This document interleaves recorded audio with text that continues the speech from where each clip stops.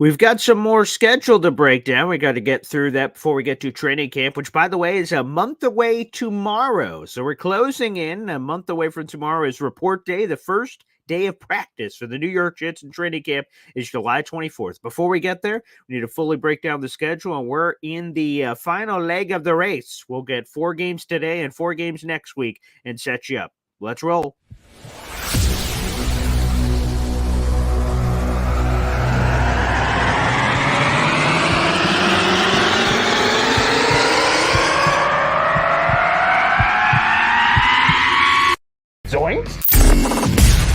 It is unequivocally the Super Bowl for New York Jet fans. Field Yates, baby. Field gosh darn Yates. Let's bring him on the show. Come on, people. Connor Rogers is joining the show. What's up, Connor? But Trevor gosh darn Sycamore, baby, for me, personally, my favorite New York Jet of all time. Wow, it's great to be on. What an intro that was right there. Paul, nobody does an intro like you, man. Paul, you give the best intro of literally any podcast that I've ever been. I'm gonna lose my gosh darn bananas.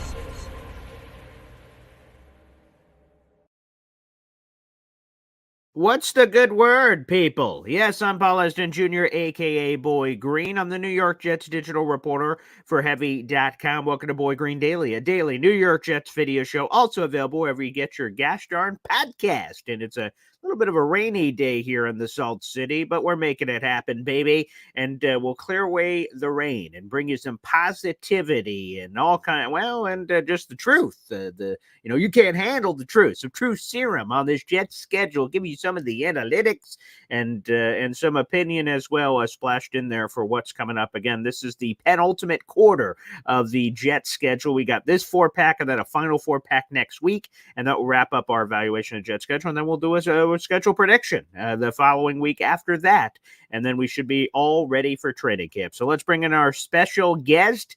He is your mama's favorite guest, baby. That is Esden Zone joining us here on the show. My father. What's up? Hey now. There you go. Look at the merch. It's looking spectacular, which, by the way, shameless plug, everybody, for those watching on the show. I know we have some audio listeners, which we appreciate. I appreciate the thousands that listen every week in that platform. But there you go. He's got the gosh darn banana shirt. He's got the camping mug, I believe, if I saw that correctly, instead of the ceramic, which, again, you have both options available. Boy Green Shop is in the direct link below on the YouTube channel, people, for Pete's sake. So if you haven't already, join the Boy Green Coffee Club officially with the mug or of your choice. And also the coffee club that is on YouTube. That is our membership group for a small fee every month. Basically a cup of coffee. You can help support the show and grow and be a part of the community, earn special shout outs and everything else, which we appreciate. But Father, I'm glad to get back into this. It was a nice little diversion last week, a nice little detour with our awesome my brother, your son, Brody, on the show. But now we got to get back to business. We got the schedule to continue to take a gander at. That's right. We're actually on a 3-city tour, taking the Boy Green show, 3-city, 3-state. Last week, Charleston, South Carolina.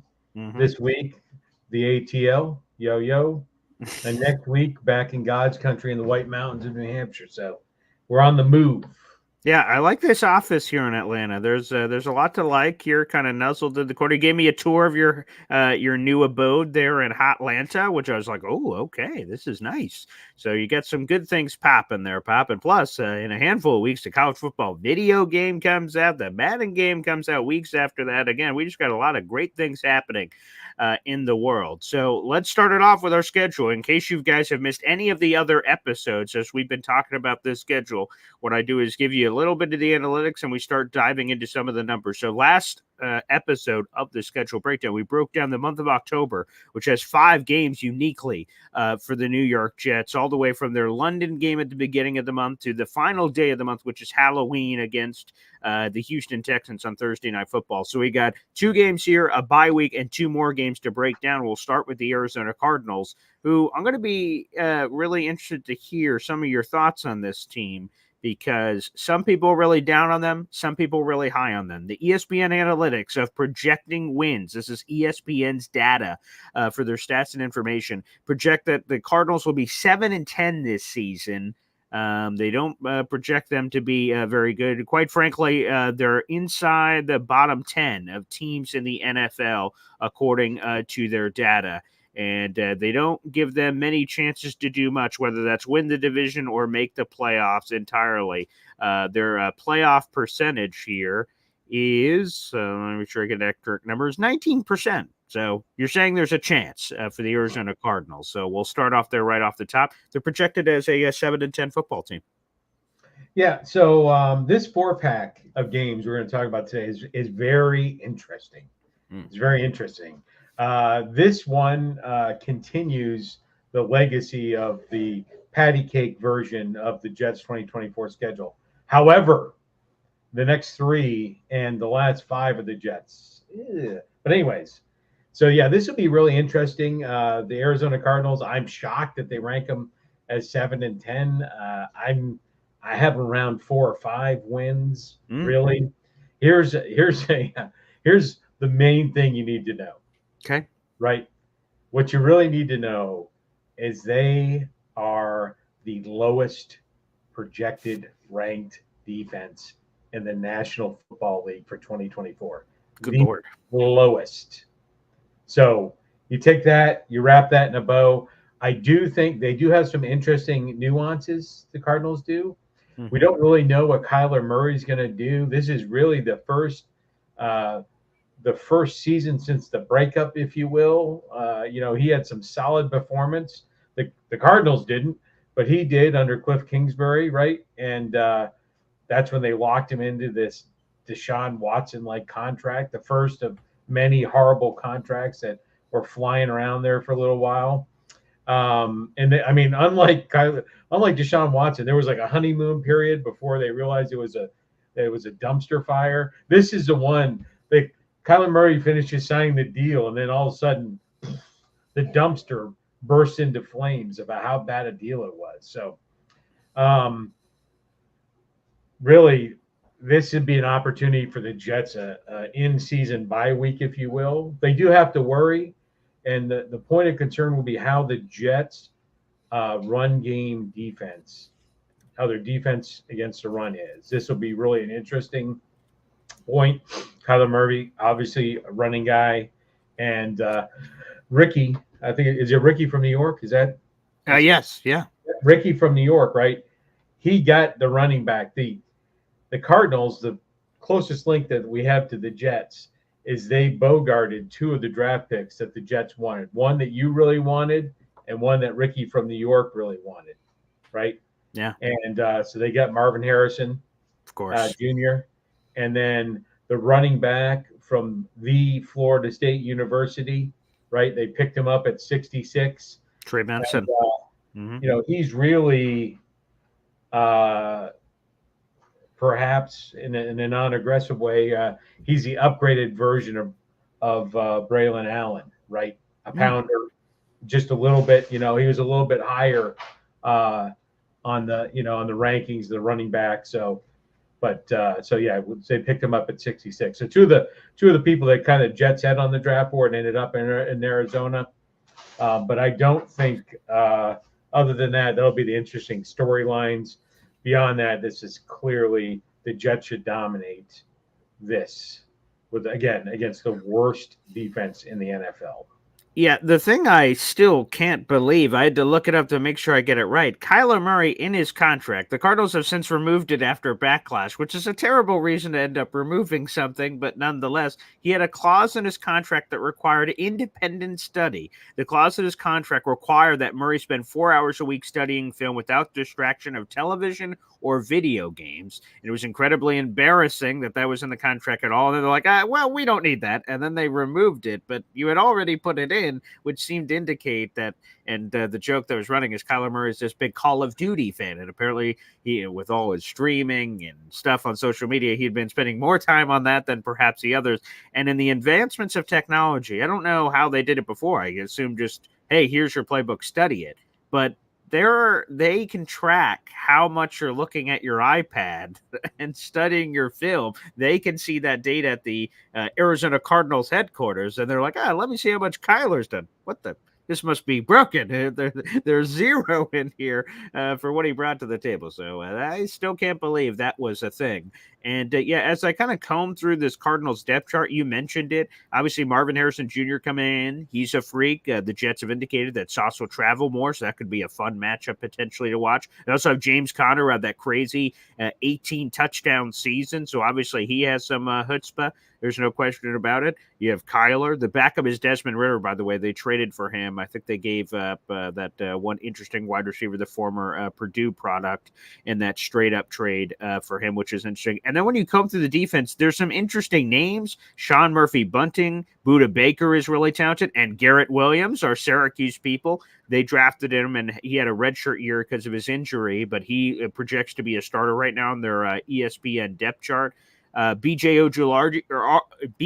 Ojulari, who is the younger brother of Azeez Ojulari, that's over there in Giants land. But to your point, you come through a lot of the rest of this, and there's a lot of which, again, should be a prime opportunity. And these games are even more important for the New York Jets because, again, there are plenty of tough opponents on the schedule. You need to make sure you handle business. And this is a sneaky one on the road. Kyler Murray, who has shown the ability to make some plays. This is just something you have to take care of, but you can't just gloss over it. Yeah, and I would tell you that, by the way, Phil, it was Tyreek Hill that said he learned about football from Madden. Is the unfortunate question out there. But I think it was 100% the right thing to do to put that in his contract, right? You know, Arthur Blank probably wishes he had put that in Michael Vick's contract because Michael Vick admitted to the fact that he half-assed it at best with the Atlanta Falcons, right? Mm-hmm. And so I don't know which is worse, right? That you are, you know, essentially, I don't know what you want to say. I mean, I don't think it goes too far and too overboard to say that Michael Vick at that part of his life was a piece of garbage, either the dog fighting or, you know, getting paid at the time one of the highest paid players in the NFL, and you don't really give a crap about your team and preparing for it. You know what's crazy? Just on that Vic thing, because I know we'll go away from it. So Vic was half-assing it as he admitted. And he was like this awesomely dominant player in the NFL. Imagine if he gave a shit. I think they went to an NFC Championship game. I think that's the furthest they ever went. Oh, my God. The Falcons fans should be pissed because they're like, wait a second. He did nothing. We got there. If he did his homework, do we go to a Super Bowl? Do we win a Super Bowl? Does anything happen? No, it's just interesting to, think and say that. You're going to feel gypped, right? I mean, right. You know, you just think about it. Think about all the pivotal times in the history of the league, you know, where players could have just, Emmitt Smith in the last game of the season in 1993 against the Giants when he fell down and hurt his shoulder. I'm out. I'm not going to play the rest of this game, you know, and it's going to be infuriating. But you take that, you know, it's not the first babysitting parameters. And I'm just talking about the ones we know, right? You look at Pac-Man, right? Waka waka waka. Right? Yeah. He worked we was the Cowboys, right? They had, you can call it what you want. I think they called it maybe a bodyguard, but they really had a chaperone to make sure that his dumbass did not get himself in trouble. And so he did some stuff. Yeah. It should be embarrassing to Kyler Murray that he needs it, but he needs it. Yes. Oh, yeah. And by the way, a couple of random questions. So Jared B asked, Papa Green, is the material on that shirt thick or thin? It's on the thinner side. It feels like a breeze, very light. Yeah, that's what I was going to say as well, and I didn't want to speak for you, but yeah, that's one of the shirts that we have for sale. That's a Lose Your Gosh Darn Banana shirt, and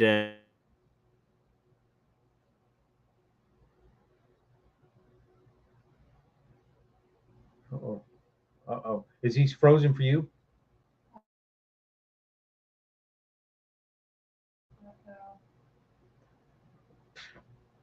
And I'm behind on mine. I don't know what happened. I don't know if I dropped out or he dropped out. No, you're on. You're on. It's me. It's me having issues. So okay. Yep, we are still live. Yep, sorry about that, folks. I got a little overzealous. I get a little emotional when when I was about to do what I'm about to do here. Yep, I'm back on Yeti. Okay, yeah, no, I want to give a shout out, though gods didn't allow me to. My beautiful fiance. We love you, Dad. Have a good show, and thank you to my mother as well, who also wished us a happy show right off the top rope at the beginning. Good morning. And her getting in here. We appreciate you guys and everyone else that is joining in on the chat. Jared B, Phil, and everybody else, and Johnny B, and everybody else. I just want to give a shout out there. Yeah, it's a Pop Esden show now. Hey, I thought it was going to be more prepared. I thought it was going to be like, all right, suckers. Welcome. If I'd known, yeah. A bit like back in the day in wrestling, we could have blacked you out, NWO takeover. Right, yeah. I'm talking. I'm like, hey, what the? Yep. But to wrap up the Cardinals game, this is a trap game where you can actually you walk up and you see like the Acme box from the Coyote. You see the net on the ground, and so trap game maybe, but you got to see this one coming. So. And by the way, this one is week 10 that we're currently at for this Cardinals game. That is on the road in Arizona at 4:25 CBS kick. Then we go to the next week, a week later, the Jets grace primetime once again, Sunday Night Football at home against the Indianapolis Colts. Again, that's week 11. The week 12, the following week is their bye week. So this is a home primetime game against the Indianapolis Colts. So the Colts, quite frankly, are just a sneaky team. It's hard to really know what they are because, of course, they had the Gardner Minshew crazy run last year. Anthony Richardson looked spectacular in the first handful of games, but he got hurt on multiple occasions before the final nail in the coffin that took him out for the season. ESPN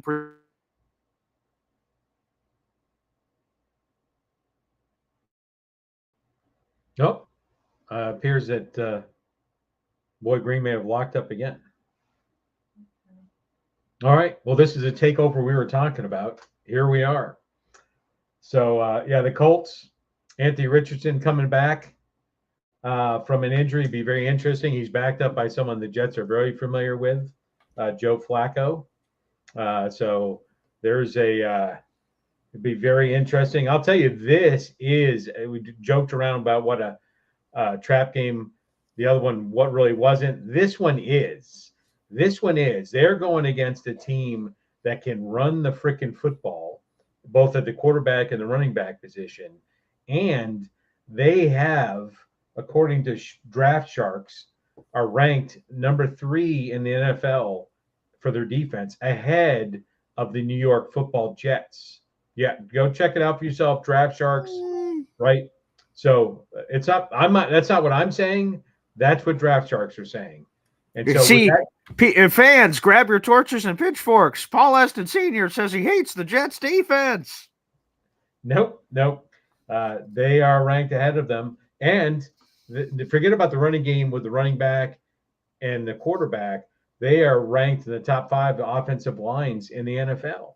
You take that punch and that defense, this could be a slug out, rock'em sock'em robot type of game that, the Jets are going to have to get down into the trenches on this one. So this would be very, very interesting game. It'd be tough. This is the one on the schedule that people are like, it's a Colts.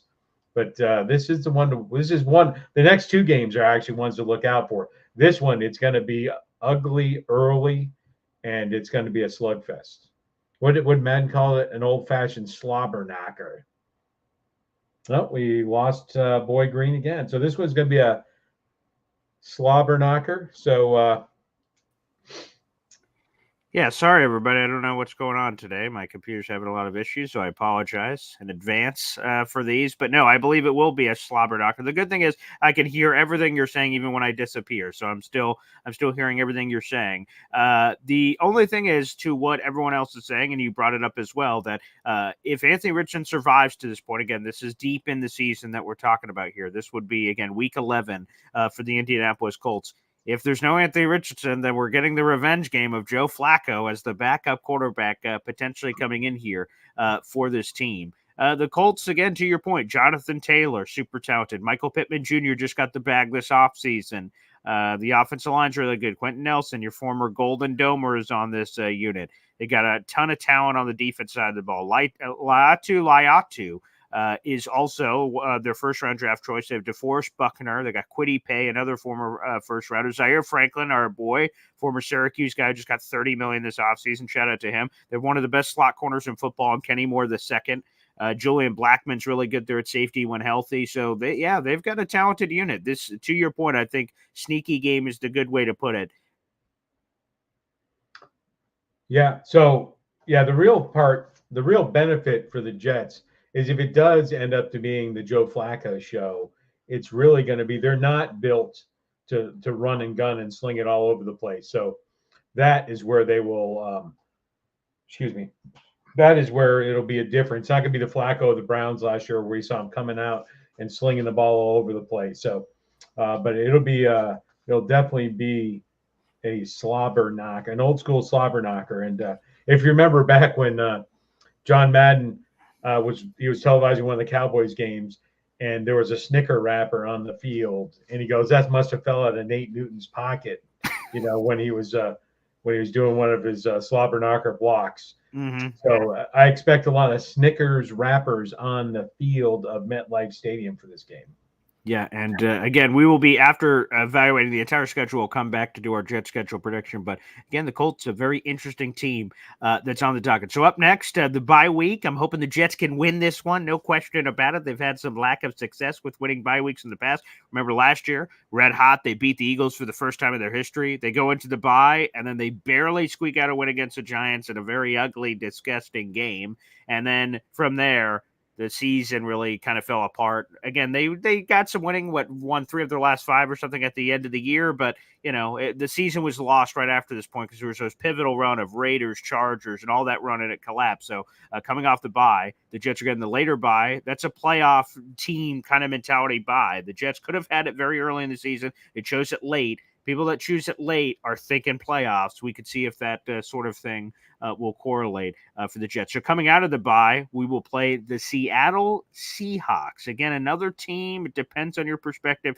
how you believe they are. ESPN has them as an 8-9 team, a just under 500 team that's coming in here. But it all really believes, and the NFC West is obviously an incredibly tough division. How do you feel about the Seahawks? And some people are thinking, Geno Smith, is he going to come back and turn into a pumpkin again, or does he bounce back strongly? Remember, new coaching staff, Mike McDonald in from the Ravens. Yeah, so that we'll jump right to what you just talked about, Mike McDonald, right? Him coming in, the Seattle defense was not great last year, but Mike McDonald comes in from the Ravens, who allowed the fewest points per game, led the NFL in fewest points per game. So he'll be cranking up the defensive mentality. Geno Smith is this at home? I don't have that in front of me. Yeah, sorry. This is at home for the Yeah, I think he said it's at home for the Jets. I don't have that right in front of me. But, to that point, with the Jets being at home, let me make sure that yes, they are at home. With the Jets being home in Seattle, this would be the time that Geno can he's got this old habit of punching Jets in the mouth, apparently. And so hopefully he does not come in and punch the Jets in the mouth on this one. They have a very talented wide receiver core with DK Metcalf and Lockett. And then their rookie, who all he does is catch touchdown passes to win games, Jackson Smith Nigba. And Jigba, right? All he does, the Chris Carter from the Vikings, all he does is catch touchdown passes. Jackson Smith catches, 2 game-winning touchdown passes for the Seattle Seahawks last year. So I think this one could be interesting. Geno has kind of been all over the place, shining and then kind of disappearing towards the end of the year. This will be towards the end of the year. So it'll be interesting. Again, these 2 in a row for me are the ones that'll sneak up on you. Trap games. Yeah, they're 8-9. They're not very good. But they've been sitting right around the middle of the pack, peeking around the playoffs, And then don't forget, they got KW3, and you can patent that. KW3, very, very talented running back, right, who exploded in his rookie season, kind of had a little dip last year due to injuries, but you can't forget him in the mix. good out of the backfield catching the ball. So this is definitely a team to be aware of. Defense, but with that mentality that their new head coach brings on the defensive side of the ball, this could be a dangerous team late in the year. There's no doubt about it. And again, the other pivot point we already talked about is coming off the bye. The Jets have been very uneven coming off the bye under this regime of Robert Saleh and company. And again, you mentioned a lot of it. They've got a great triplets of wide receivers, DK Metcalf, Tyler Lockett, JSN, KW3. Apparently just a lot of three-letter acronym names here. Laken Tomlinson, our boy. I love Laken. He's over there in Seattle. And I am really curious to see the Mike McDonald defense that has a lot of talent. Leonard Williams, another former friend there on the defensive side of the ball. Uchenna Nwosu is really talented. Devin Witherspoon was the number 5 overall pick in last year's draft. He's pretty good. And again, the lesser corner, Reek Woolen, who is changing his name, but we still know you're still overrated, pal. You're not Saskatchewan. We remember all that beef from all the Seahawks fans. Sauce Gardner wasn't benched last year. So I think we know who won that cornerback battle, but we appreciate the hoopla that was involved with that. So, yeah, the Seahawks are a talented team. But again, is there Geno Smith? Is it Sam Howell, who they traded for? Also, P.J. Walker is on this team in the quarterback room. I will be kind of curious to see because there's been some conversations about, a new era potentially coming there in Seattle. But it will be fun to see Geno. Although the Seahawks in our Mike White year that we almost had a chance to make the playoffs a couple years ago, we went to Seattle with high hopes and we were annihilated like 24-6. So Seahawks have had some dominance, certainly. In that. All right, let's go to the final game here. Go ahead. Just on that one. Really, you look at this is a game the Jets should win. Mm-hmm. And really the strength of our team, right? Aaron Rodgers aside, is the defense and them holding up against that triplet of receivers and KW3. So this will be interesting. And then, Aaron Rodgers should be able to take the money to the bank, with it leaving a trail of hundreds behind him and be safe against this defense, be able to throw the ball up. So, it'll be challenges, but I see the Jets likely winning this one. Yeah, and this starts the month of December. The Jets will be at home against Seattle again, a 1:00 game. I tried to tell you before, I'm being kidnapped by the virtual gods who keep trying to shove me in a van and take me away. Your people are strong, Dad. Again, you could just ask for a Hop on Pop show. This would be a lot smoother than trying to murder me in the middle of Boy Green Daily here on a Saturday. Several attempts on my life have been made in the middle of this program. And thought we were family, but not sure really what's going on there. Anywho, let's go to our final part of our 4-pack. And again, there will only be 4 games left to evaluate, and we'll do that next week for our Hop on Pop edition here. The Jets hit the road, and they got some road travels here in the final 5 games of the season. But at Miami, a 1:00 game. And, of course, some of these will have flex opportunities depending on what will happen. The other Dolphins game is TBD. We don't even know the time because if that's up for the AFC East, it could get that flex work from the Dolphins. And the Dolphins are a 10-7 projected team, according to the ESPN analytics. And going to some of their more advanced numbers, because these matter a little bit more for a team like the Dolphins, they have a 60% chance of making the playoffs, a 31% chance of winning, the division, and some other really incredible numbers. They have a 7% chance of making the Super Bowl, which is one of the higher numbers there. So the analytics are very high on the Miami Dolphins. Yeah. So, just briefly, right? This starts the last 5 games of the season. And this is when, we've been sitting there on the yacht, right? Where the girl in the thong is feeding us grapes. This schedule is phenomenal. And then the last 5 games, you get the Dolphins twice, the Bills, the Rams, and I just lost it. Jaguars. And the Jaguars, right? So that last 5 games is probably the toughest stretch overall. They have harder games, don't get me wrong. But that 5-game sandwich is, it tastes like shit. So it's you got to be careful these last 5 games, right? And, they got what you coveted. You're here, you're looking at the neighbor's wife. Ooh, and you coveted this person. They got him. Did they really need him? Right? If anyone in the NFL didn't need another big ticket threat, it's probably the people that have Tyreek Hill and Waddle on their team. And by the way, at some point, are they going to pay 50% of their salary cap to the wide receivers? But anyways, I digress. So they signed whatever his name is, the guy that got his ass kicked by the catching football thing. You guys should go look that up. Forget his one-handed catch against the Cowboys that Odell put him on Beckham the Jr. map. Right. Yeah. That put him on the map. Well, look at the one where he kicked the kicker's net thing and then it hit him in the face. Yeah. Right. Yeah. So look at that one. So anyways, they signed Odell Beckham Jr. Yep. And what are you going to do when they line those three people up and they go, hey, I don't know, how about you all just go as fast as you can down the field?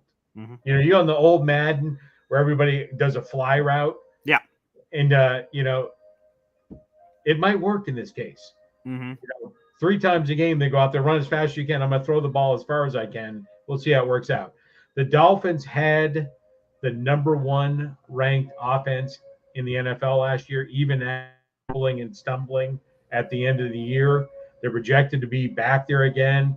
They got the Raheem Mostert. Yeah, Raheem Mostert. Yep, you have him. Yep, phenomenal. You didn't really need before they got him. There were a one punch that normally just like a Mike Tyson one punch that knocked you out, and then okay, well we're just going to play prevent defense back at the goal line. Oh, here's Raheem. We're just going to hand him the ball every once in a while. So they do have this 1-2 punch defense. This is this will be the defense needs to step up to the plate on this for the Jets. But yeah, this is a scary, scary team that can put up some yards and points.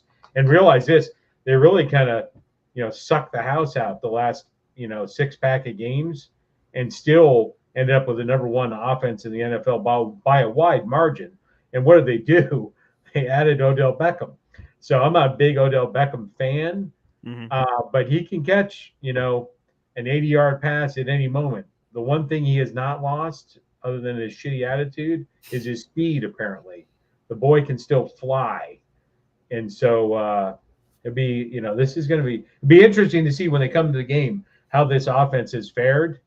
But if all 3 of those receivers are firing all cylinders, this is going to be a big test for the defense.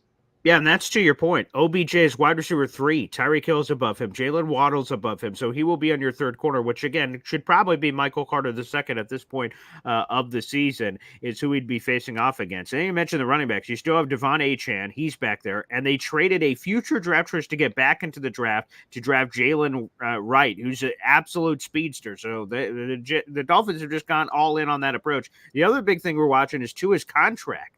And he could be the first $60 million man if it ain't your boy Dak Prescott. So they're going to have to take a big chunk out of the cap for that. And if Tua is somehow unhealthy, he appeared at all 17 games last year.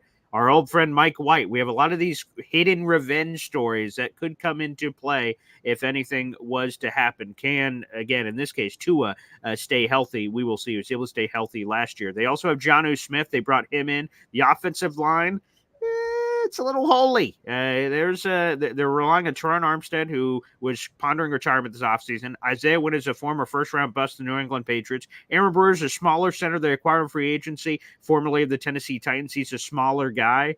And remember, they also lost Robert Hunt, who was on the offensive line, to a $100 million contract to the Carolina Panthers. So this offensive line is holy, and I'm not talking about the religious sense, but I will give them some credit on defense. While they did lose a ton of talent this offseason, they just signed Calais Campbell, the old man. He is spectacular. He is still really, really good. And I love Calais. He had 6 or 7 sacks last year for the Atlanta Falcons. The thing here at this point late in the season, should these guys be ready? Jalen Phillips, who blew out his Achilles against the Jets last year, and Bradley Chubb, who tore his ACL late in the season. What is their health status heading in? That's another one to keep an eye out for. They also signed Shaq Barrett, who apparently had some interest from the Jets. He rejected the Jets to go to the Dolphins. So some drama storylines there potentially. a little bit as well. And of course, they have Jalen Ramsey, Javon Holland, and Jordan Poyer now took his talents to Miami. So they've got some talent on defense, but a brand new defense coordinator with the Vic Fangio experience kind of blowing up in their face, and him going to Philadelphia. So there's a lot here. They're talented. They're among the teams. It's Bills, Jets, Dolphins, kind of a three-way race for the AFC East, but they lost a lot of talent this offseason. We'll see if they were able to successfully replace it, especially on the defensive side of the ball. Yeah, you know what? The Jets could set a record because I actually just got this just in. Oh, okay. Hold on. Let me make sure. So we got Sam Darnold, Yep. Mark White, Zach is not good, right? Geno Zach Smith. Sure. Apparently, Chad Pennington just signed with the Patriots. The Jets could set a record for games of ex-starting quarterbacks starting against them. Yeah, ex-lovers. It could be a thing this season. Could be something to keep an eye out for, which would add some extra drama and juice. So that would be sort of fun if that ends up coming to fruition. All right, And apparently Joe Namath was poking around the Jacksonville Jaguars locker room. So I don't know. I don't think that's the other thing he was poking around with, but hey-o. Put that drink down. Hey-o. Yeah, but give me a kiss. All right. We love you, Willie. All righty. That'll wrap up our Jets schedule conversation. Again, we will do this one more time next week to break down the final 4-pack of the season, and then we'll do our Jets schedule predictions, which I'm looking forward to. All right, Pop, do you have time for some calls? I do, and I have something. I'm going to try something. Okay. For a brief, we don't have a long, detailed story, but okay. I'm going to. Oh, yes, right. Yeah. Did I just take over? I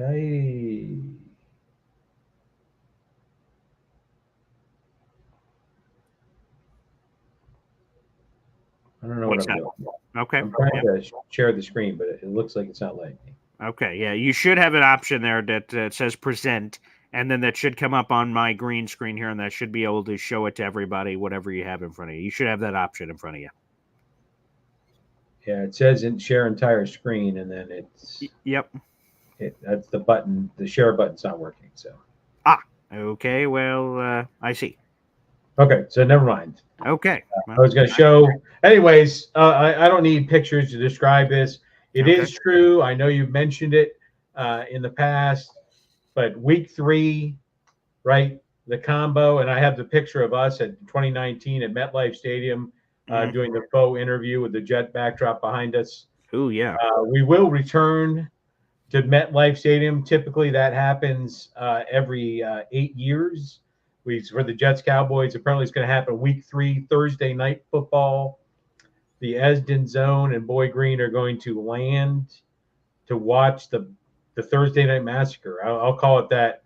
Ooh, okay. The Thursday Night Massacre of the first post-Belichick home game for the Jets-Patriots. So we will be there. I'm sure there'll be a lot more details coming out, but that is going to happen. And I think that we get a lot of surprises and interesting things are going to go with that. So I'm not sure what all that looks like. Maybe there'll be this Hop on Pop broadcast live from the MetLife parking lot. Who knows what's going to happen? That would be interesting. And that photo you're talking about is right here on the screen. This is us. Shout out to ESPN 98.7. That is me and my father. They're at the Jets-Cowboys game in 2019. There it is. That's it. That's actually the other picture I was going to show, and that's us. Okay. So there you go. We will not be there, but for the love of the Father, we're on the 50-yard line there with access to the VIP buffet. Oh, phenomenal! So that's how Boy Green rolls, right? The lifestyle he's come accustomed to is 50-yard line seats with VIP carving station access.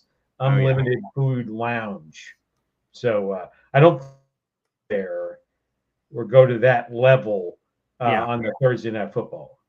Yeah, actually, what I'll let you guys know, and thank you, Jet It Out, for the YouTube Super Chat, baby. It helps helps keep the lights on. So thank you so much. The BG Morning Factor with several Jet emojis, baby. Jetted out. Love the Gardner jersey, by the way. Saskatchewan. Very nice profile picture.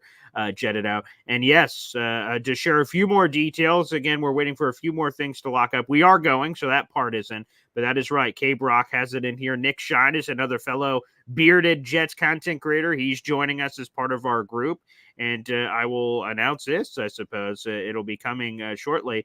We're making T-shirts, baby, and we will have a bunch of us together. Me, my father, Nick Shine, Woody will be on it. I believe Uncle Tio is going to be on it. We'll have a few more others on the Jets T-shirt for this outing, which you guys will be able to purchase and get involved with. We're also working with a company that you guys will be able to get catering food in the parking lot. That'll be an option for up to you guys. So okay, the official thing to what my father said, Jets-Patriots, me and him, that's happening. We'll be there week 3, and we'll be able to hang out with a lot of you guys. Again, I will share the details to come here once everything is T's are crossed and I's are dotted for all that. But we will be there in Cape Rock. It'll be cool to see you and meet all you guys. So it's 100% happening, and you will have a food option where you guys can purchase if you'd like food, beer, and all that stuff for the tailgate. And if you don't want any of that, you don't have to. So it'll be an additional option that we will provide for you guys if you're interested in partaking in any of that action. That will be available for you. So I'm very much looking forward to it. It'll be cool. Me and my dad have never done this part of the equation. We've gone to plenty of games before, but to unite and have this tailgating experience and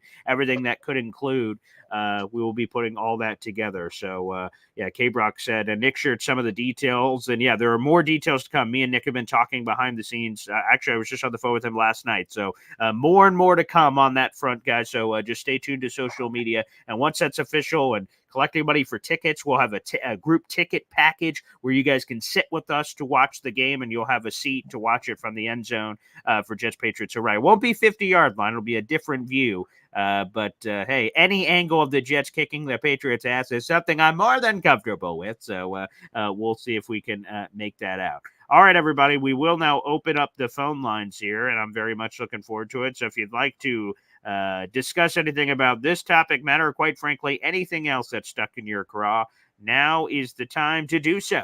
As I drop this in the comment section here real quick.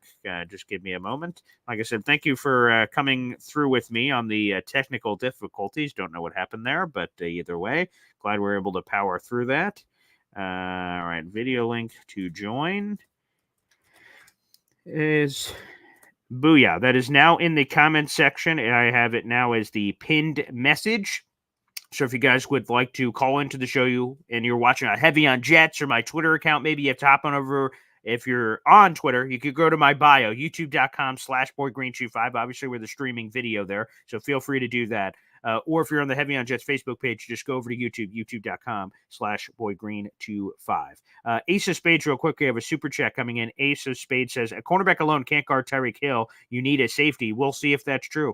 Yeah, they have left, I don't think purely on an island a few times, maybe in the red zone where Tyreek Hill had that one, but he couldn't get it both feet down, or he dropped the ball when he was against Sauce. So they normally don't. They do give a little protection. It's not, at least so far we've seen, Rex Ryan island defense, and he's worrying about the other 10 defenders. We haven't seen a lot of that from the Jets, but they do seem like they're willing to do some wiggle and change some things. So I'll be kind of curious. Go ahead, Pop. Yeah, I think it's really, you got to treat Tyreek Hill the way you defended Steve Smith of the Carolina Panthers, right? You get up in his face, you punch him in the mouth, and you know what? He didn't like it, right? And you abuse him, right? You abuse him, you whack him, you hit him, whatever it looks like. You blitz the cornerback and cheat the linebacker over and blow him up within the first 5 yards. That's how you do it, because you can't have a cornerback and a safety. You start adding it up. If you have 2 on Hill and 2 on Waddle and 2 on OBJ, and all of a sudden there's a nose guard out there swinging in the breeze with 7 offensive linemen on top of them. So, and I love this play call. The Jets had this in the Jets-Dolphins home game week 5 a couple of years ago. They had a Sauce Gardner blitz at the beginning of the game, gets Teddy Bridgewater in the end zone, gets the safety, and unfortunately Teddy gets hurt.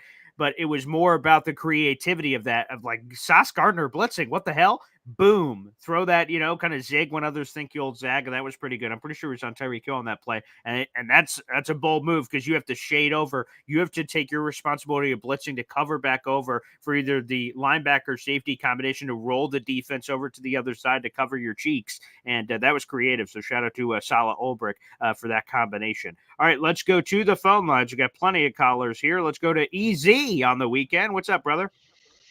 Good morning, Paul. How are you doing? Excellent, man. Yeah, it's been a couple of days. I've been busy doing some stuff. No, that's all right. We appreciate it. Anyway, Hassan Reddick. Oh, yeah. I am so pissed off at that situation, and I really think he lied to the Jets. That's my gut feeling. Okay, as am I. Based on the information provided, it seems like that was the case. Yeah. And I'm just doing some grievances today. Okay. My second big grievance is, why is everybody trying to bash Aaron Rodgers when this guy has done everything in his power to be one of the best teammates that the Jets might have ever had? Okay. I appreciate it. I'm going to have to pull that Seinfeld quote. I'll have that next time so we could do this on every show, an airing of grievances. I do like this. I like the airing of grievances. Yes, very nice. Now a positive. Okay. That young offensive lineman, what is he, like a center guard that we got from the San Antonio Brahmas? That is correct. That is Cole Laval, who joined me for an interview earlier this week. That's right. He has technically played all 5 positions, but specifically, most recently, he's played on the interior at a guard and center most recently, yes. So he's going to be our swing interior guy. I heard that Wade Phillips loves the guy. Mm-hmm. That's right. Yeah, he took over as the head coach when they made the conversion. So Cole Laval was originally in the quote-unquote XFL. Then they merged the XFL and USFL to the UFL. That's a lot of letters. And then that's when Wade Phillips took over the team. I believe Hines Ward was his original coach, and now it was Wade Phillips. So, yeah, Wade is a longtime NFLer and former Dallas Cowboys head coach. Throw that over he's a winning NFL head coach, NFL head coach. And he was probably one of the best defensive coordinators in the league for years. If we remember, his dad used to wear that big old Stetson on the sideline, Bum Phillips. Oh, yeah. We all remember Bum. That's for sure. Yeah, I'm old, so I remember all these guys. I remember when they had Earl Campbell, and oh, my God, that guy. Probably the biggest beast that was ever in the NFL at running back. I still see that video all the time where the jersey explodes after that. Good Lord. I love it. Yeah. I love it. If we could just get a tenth of that out of our Braylon. That is Braylon Allen. You're right. Yeah. Braylon Allen. If we get a tenth of that, even if he's closer to an Ironhead Hayward, that'd be great. I just think that it's just going to be so amazing having him and Breeze Hall. It's just going to be amazing. Yeah, I can't wait. Easy. It's going to be spectacular, pal. One other question before I go. Yeah. I mentioned a couple of weeks ago or a week and a half ago that I was hoping that since I live down here in North Carolina, we could do like a Sunday game, 1:00. Is there any interest in that from anybody? Yeah, so what I did and spoke about with Nick Shine, which again will be part of this Jets Week 3 package we talked on the phone the other day, is he said he wants to use this as a trial. So we're doing this not for profit. So the tickets he's getting, the group deal for the Jets and everything, and the tailgate thing, we're not upcharging anything. It's whatever their prices are, and we're sharing with you guys. Right. And we're all just trying to have a party at a good time. But if that ends up working out and having a lot of success, we could see what other creative things we'll be able to do. So we're just doing everything at cost. I got to buy my ticket, got to buy the tailgate just like everybody else, and we'll see what happens. If it's successful and people want to come and we all have a good time, because it's so early in the season at week 3, there's a chance we could dip our toe back in the water for a game later in the season. So 100% that's on the table. Yes. Well, that's good because there's a lot of us from out of town that just can't do it during the school week. Of course. Yeah. Because some of the Jet fans have kids. Yeah, and some of us have, and the rest of us have jobs and stuff. So a Monday night game is just not doable. Yeah, or Thursday night or any of these other nights. Yeah, it's Yeah, very I unique. can't do those. 100%. So we'll see if we Like, can make that happen easy. We'd love to. yeah, I try to make it up at least once every 2-3 years to see a game. And this will be a good year to be a part of, man. I'm gonna try to go to Charlotte for the joint practice. I don't know if I can make it there, but I'm gonna that'd try. be cool. Yeah, if you do, let us know. I'd love to have you call in and share your details for that. That'd be a lot of fun. They did that last year, and that was fun. So Yeah, it was good. Hopefully nobody gets hurt this year. yeah, that's it. There's been no injuries so far. Knock on glass and wood and everything that's around me, which has been spectacular. Don't even say that. Yeah, I know. Speak it into existence. Everything's gonna be perfect this year. This is the year we, break the curse and all that crap. 100%. Because I love Joe Namath, and I don't want him to have to die for us to win. Exactly. Yeah, that's a good call. I appreciate it. Thanks, EZ, for that. And yeah, like I said, we will look at future 1:00 games later in the season. Well, my father put out the equivalent of a bat signal for this guy. Ricky New York joins us here on the show, and a cloud of smoke emerges. A dramatic entrance. I love it. What's up, Ricky? Yeah, well, you did say that you were looking forward to a party and a good time, right? Well, here I am. It's good to have you, pal. Yeah. I was listening to by the way, great word usage there, penultimate. For the chatters that don't know, that means second to last. Thank you for noticing. Yes, I love a strong vocabulary. At any rate, I did have two takes, but I was so fired up that I forgot one of them. So I'm down to one now. Okay. But I've got to talk about this. Not Wade Phillips' father, but a different bum. I cannot stand all the overhyping of Anthony Richardson. Oh my goodness. Mm-hmm. Let me tell you something. He does have a very good offensive line in front of him, which that's one thing that I'll say. I'm jealous. They've got a great offensive line coach there in Indy who should be our coach, Kevin Mawai. Yeah. Missed opportunity by us. Yes. But that being said, his biggest blessing, all that physical ability he has, is also his curse. Because of the talent with the legs, he's going to hold that ball too long, try to make things happen, and take unnecessary hits despite that good line, which is how he got hurt last year. But dude, I watched this guy all in his college career. I watched him get outplayed by Jordan Travis in person. Dude, you know what? He's a conundrum. He has all this physical ability, the arm talent, the mobility. But you watch him under pressure, the decision making is not there. I said it prior to him being drafted. Like once the combine and everything happened, and everybody was like, "Oh, he's the greatest looking prospect." I was like, "Oh, you've got to be shitting me!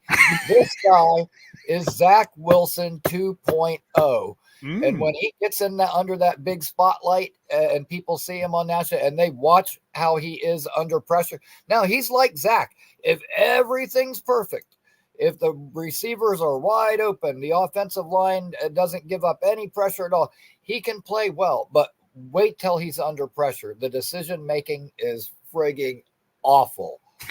Awful. At any rate, I just had to vent a little bit. Okay. Wow. All right. It's but like I said,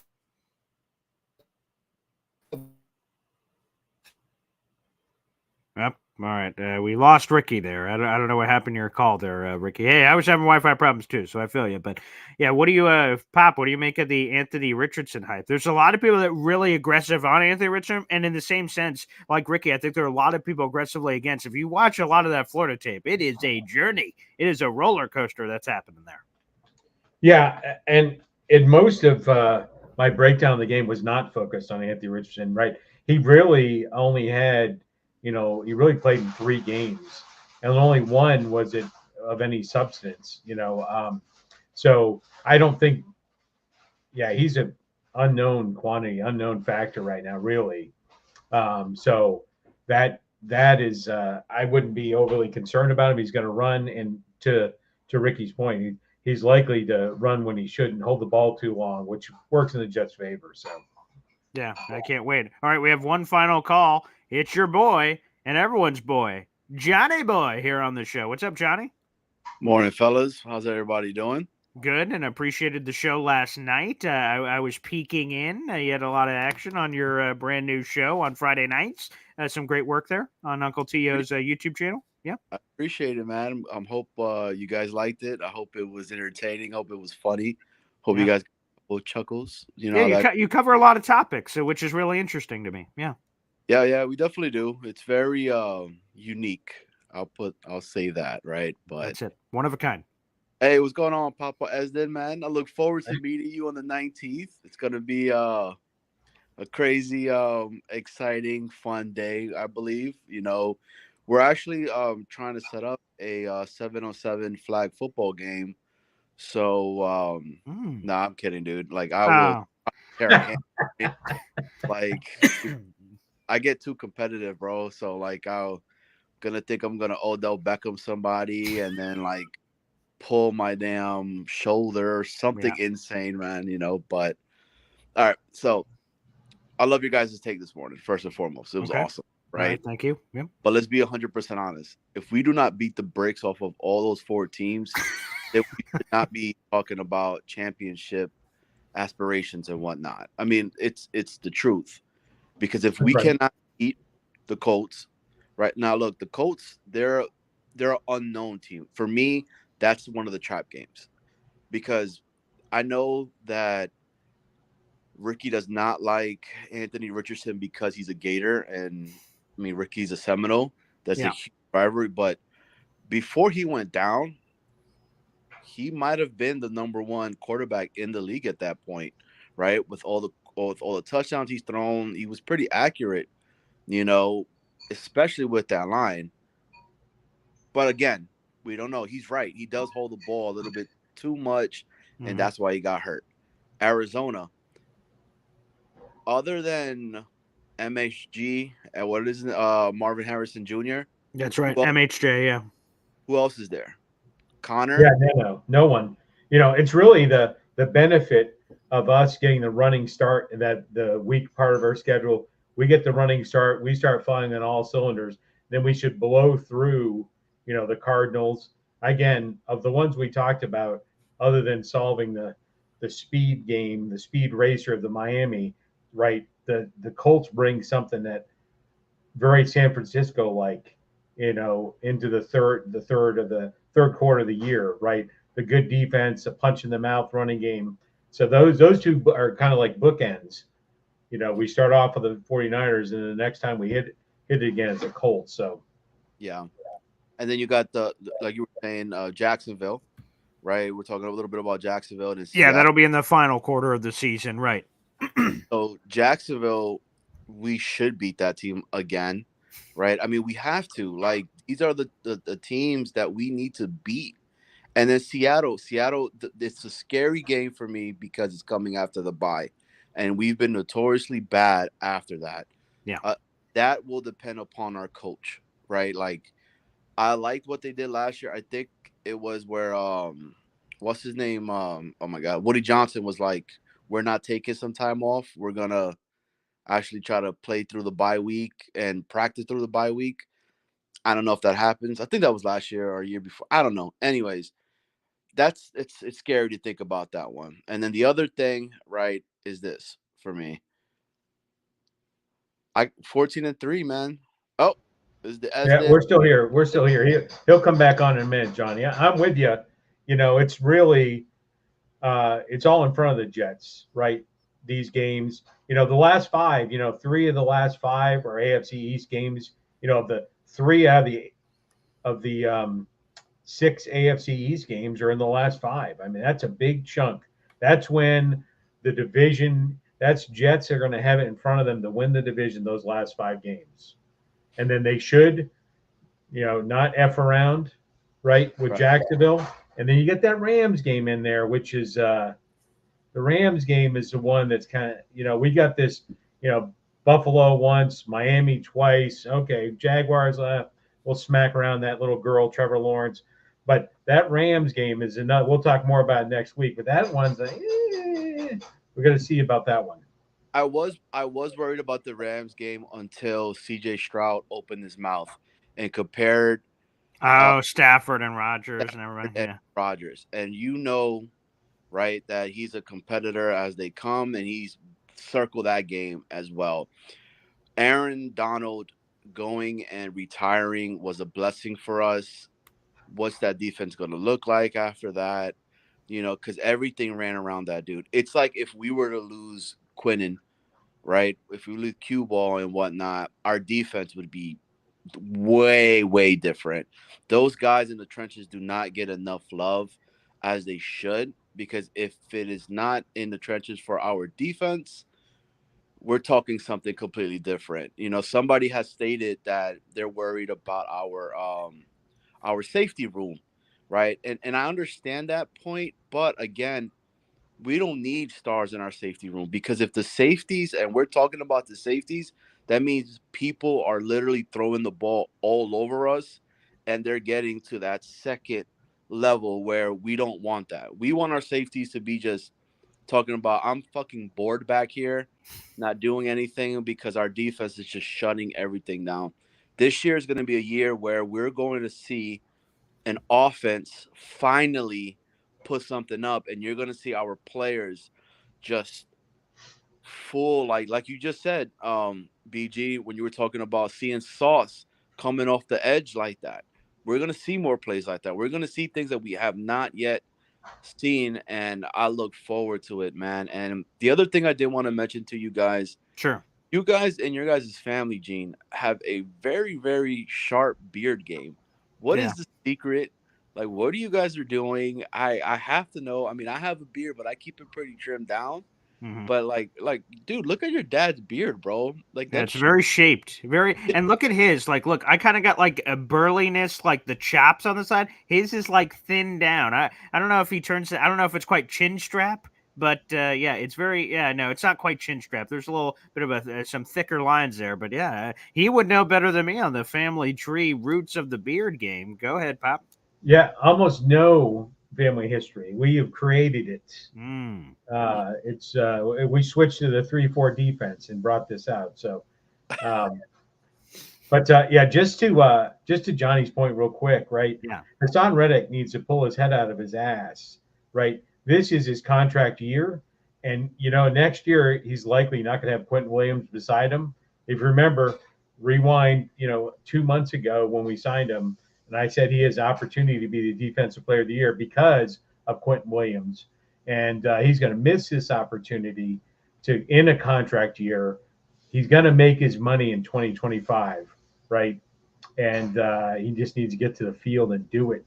Jets will benefit. He'll go on to get, signing some overpaid deal, and it'll be thanks. He should send 10% to Quentin.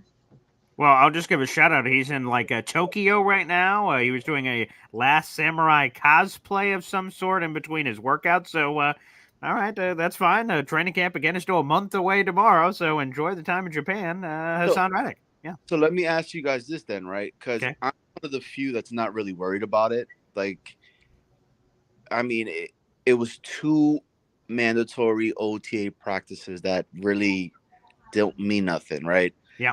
When the actual camp comes along next month, next month, right? It is. Yeah, it's a month from tomorrow is when training camp starts. Yep.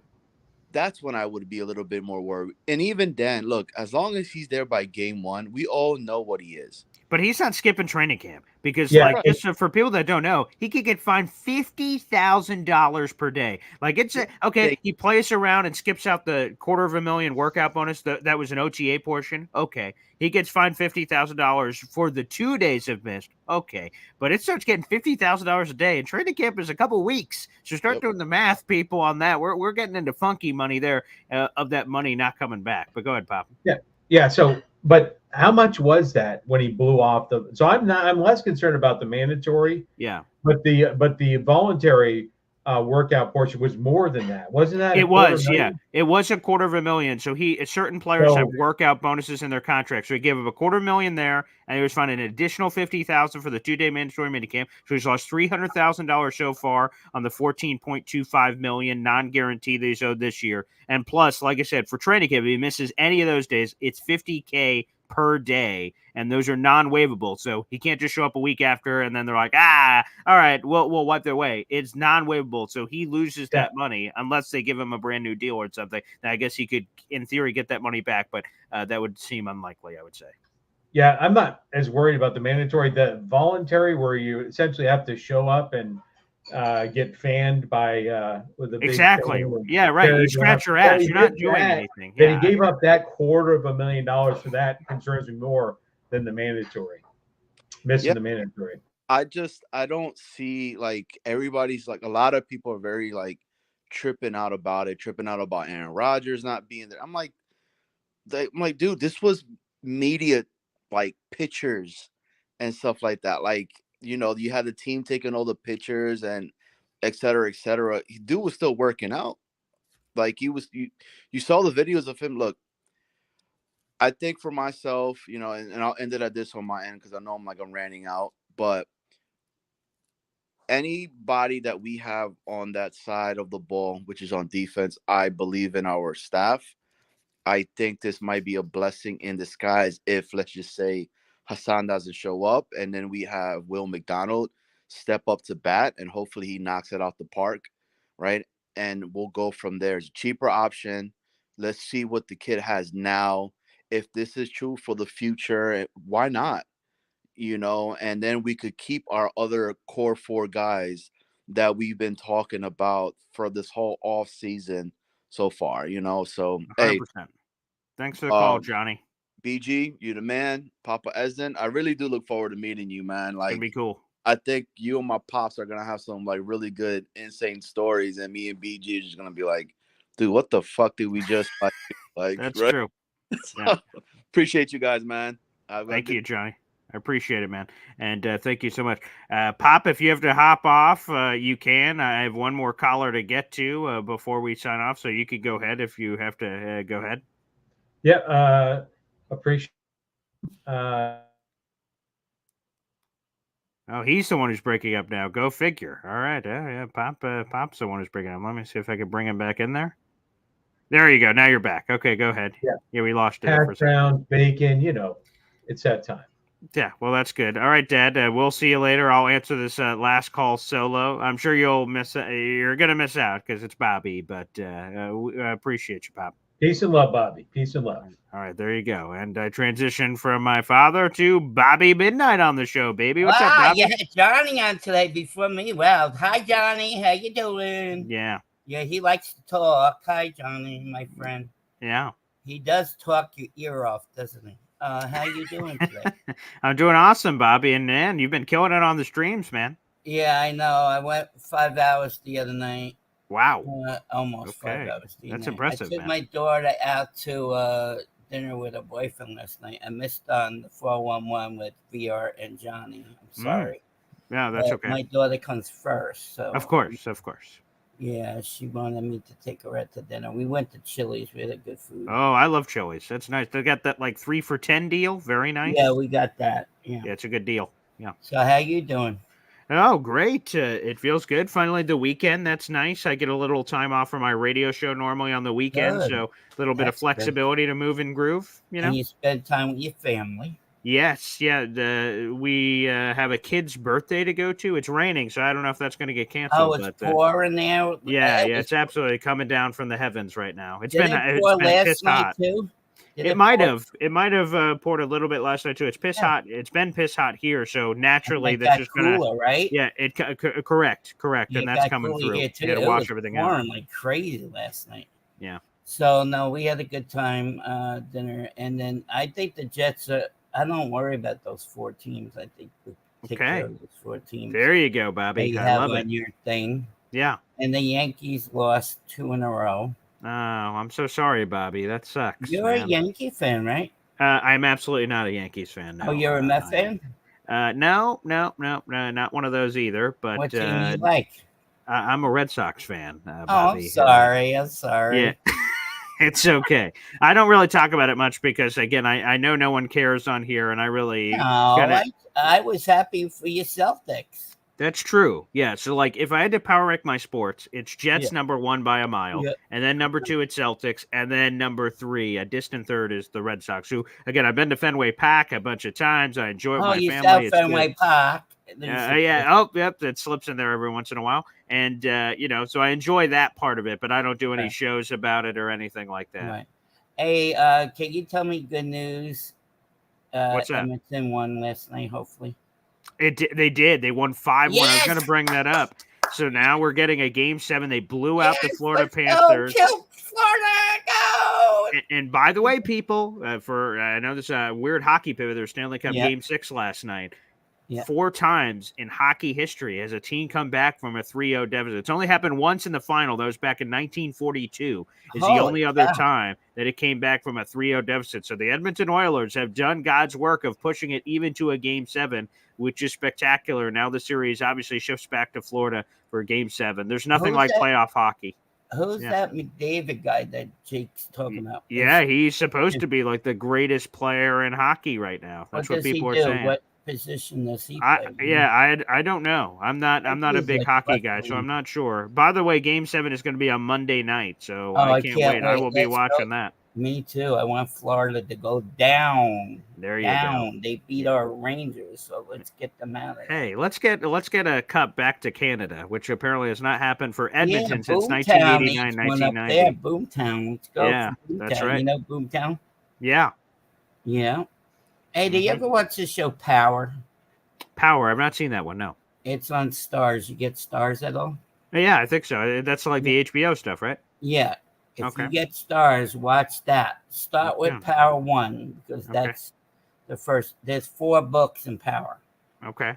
Book 1 is about how it started. Well, when it got started. Then 2 is his son is in the second one. You see what happens in 1 to get to 2. Okay. Then the third one is the guy who got the father and Tommy into the business, right? Oh, okay. And the 4th is Tommy going to Chicago. So Chicago. Okay. He doesn't care who he takes care of. Okay. It's about the cocaine stuff. Oh yeah, we've all been there. Yeah. Sure. Yeah. No, I just told you, I love that show. I just watched yesterday's episode this morning. Okay, can't wait. I'll have to jump on that. Thanks for the recommendation, Bobby. Yeah. So I'll see you on Monday. Tomorrow, right? Yeah. I'll be here tomorrow morning. Damn straight. With your dad or no? No. Well, he might call in, but he's not scheduled to be on. I don't think anyone is. I think it's a solo show. Okay, we'll talk to you tomorrow. Can't wait. Thanks, Bobby. Appreciate it. And Jared B., I just saw this earlier in the chat, part of the Boy Green Coffee Club, which I appreciate. But Paul, Sunday Ticket's having a special until July 30th for $109 with a college ID. So get one of your interns to sign you up. I will. This is funny that you bring this up because they're doing the Sunday Ticket thing in court. So last year I got a special. So apparently the normal Sunday ticket price is $450. But last year I got $100 off, so I paid $349.99.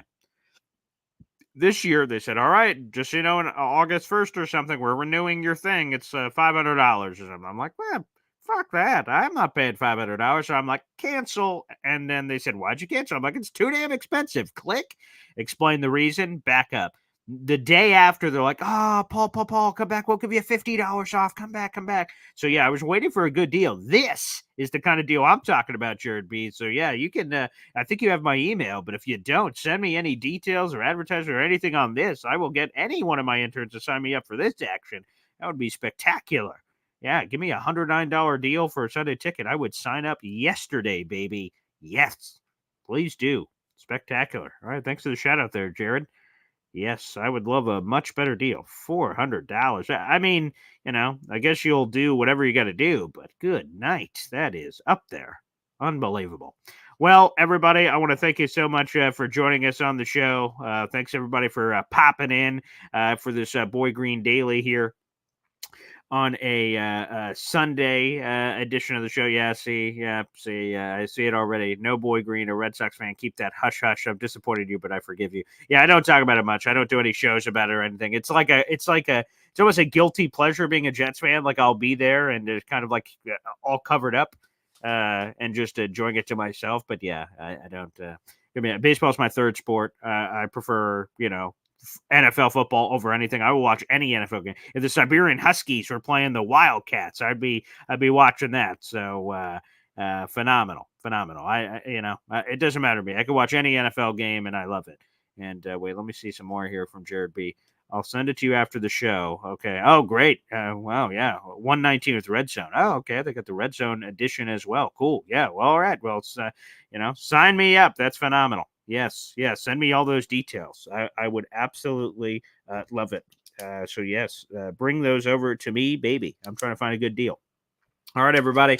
I appreciate you guys. Good hour and a quarter show here. Beautiful. We'll be back on tomorrow morning, so check us out on Sunday, Boy Green Daily at 7:30 in the morning. God bless everybody, and thanks for commenting and getting involved, and we'll see you next time.